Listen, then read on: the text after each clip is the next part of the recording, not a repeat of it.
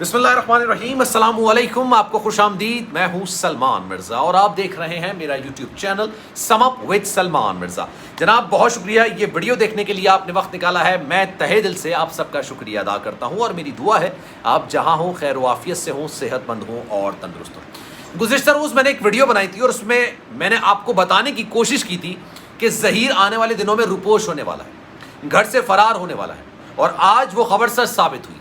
आज 14 तारीख है जब मैं ये वीडियो बना रहा हूँ और आज कभी इम्कान जाहिर किया जा रहा था, मोस्ट हद से ज़्यादा एक्सपेक्टेशन की जा रही थी कि ज़हीर कराची की अदालत में पेश होगा जहाँ पर इस मुकदमे का ट्रायल चल रहा है और वहाँ पर जाकर अपनी ज़मानत की दरख्वास्त दायर करेगा। इस वक्त वो हिफाजती ज़मानत पर है। आपको सबको याद होगा लाहौर से उसने हिफाजती ज़मानत ली थी और इस खदशे का इजहार किया था कि जनाब उसको कराची जाते हुए जहाँ पर उसका ट्रायल चल रहा है, जहाँ पर ये केस चल रहा है, उसको कोई गिरफ्तार कर सकता है, रास्ते में गिरफ्तारी हो सकती है और फिर गिरफ्तारी के मामलात हो सकते हैं, उसको पाबंदी सलासल किया जा सकता है, तो हिफाजती ज़मानत मंजूर की जाए। उस वक्त जो वहाँ पर जज साहिबा थी उन्होंने कहा कि जनाब ये FIR कब की दर्ज हुई है?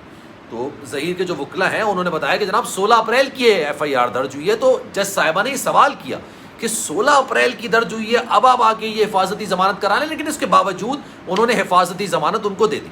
लेकिन 7 दिन के अंदर आपको हिफाजती ज़मानत लेने के बाद उस अदालत में पेश होना होता है जहां पर आपके खिलाफ मुकदमा चल रहा हो। यानी आज सब ये उम्मीद कर रहे थे, आज सब ट्रायल कोर्ट के बाहर मौजूद थे जो इस केस को कवर कर रहे हैं और इम्कान जाहिर किया जा रहा था कि किसी भी तौर पर ज़हीर आएगा और अपनी दरख्वास्त ज़मानत जमा करा देगा और यही इम्कान था कि जनाब उसको ज़मानत भी मिल जाएगी। लेकिन जनाब कहानी में ट्विस्ट उस वक्त आया जब ज़हीर आज अदालत में पेश नहीं हुआ। आज रात 12 बजे तक उसकी हिफाजती ज़मानत है। अब उसके पास क्या क्या ऑप्शन है मैं आपको ये बताना चाहता हूँ और साथ साथ ही बताऊँगा कि ज़हीर अब रुपोश होने जा रहा है। ये बात मैंने आपको कल बताई थी लेकिन आज ये सच साबित हुई है। मैंने कल ही आपको बता दिया था कि ज़राए इस बात की तस्दीक कर रहे हैं कि ज़हीर कराची नहीं जाएगा क्योंकि उसके खिलाफ पुलिस को ऐसे एविडेंसेस मिल गए हैं, ऐसे सबूत मिल गए हैं जिसके बाद अदालत में जाके खुद को सरेंडर करने का मतलब है खुद को गिरफ्तारी के लिए पेश कर देना। और जज साहब ने तो खुद ये कहा है कि जनाब ज़हीर ने वो जुर्म किया है जिसकी सज़ा माफ़ी के तौर पर उसको मतलब उसकी माफ़ी नहीं की जा सकती, उसको सज़ा मिलनी चाहिए।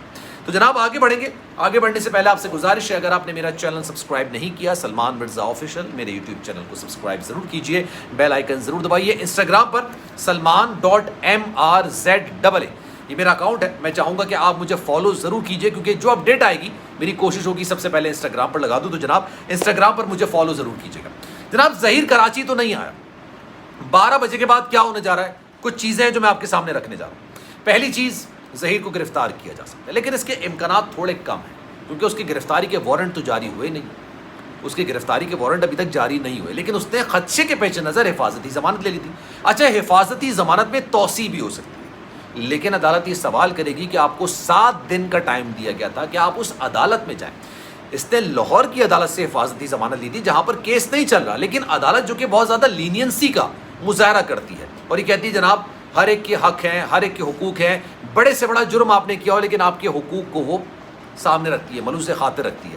लेकिन इस पर तौसी हो सकती है लेकिन अदालत इससे सवाल करेगी कि 7 दिन थे आपके पास, 7 वर्किंग डेज़, और उसमें आपने जाके अदालत में अपनी हिफाजती ज़मानत दरख्वास्त दायर नहीं की, तो उसकी वजह क्या है।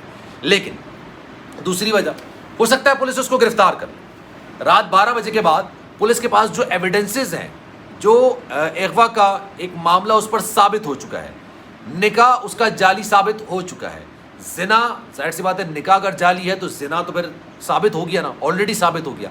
ये 3 एक ऐसे बड़े जुर्म हैं जिस पर उसकी गिरफ्तारी ऑन द स्पॉट हो सकती है।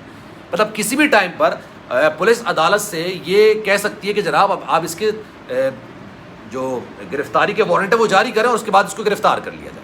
लेकिन इसके अलावा एक और चीज़ हो सकती है, 20 तारीख को इसका चालान अदालत में पुलिस ने पेश करना है, इस केस का चालान अदालत में पेश करना है और इस चालान पेश होने के बाद ये पता चलेगा कि इस पर कौन कौन सी दफ़ात लगेंगी या लगनी चाहिए। सामने वाले वकला ने यानी जबरान नासिर साहब ने कौन कौन सी दफ़ात इसके ख़िलाफ़ इस्तेमाल की हैं, उन दफ़ात के तहत फिर इसके वकला कार्रवाई करें। तब तक ये कहा जाएगा कि आप अपने घर पे ना रहें, तब तक ये कहा जाएगा कि आप पुलिस से बचने की कोशिश करें। और जनाब ये ज़हीर तो इन तमाम चीज़ों में मास्टर है।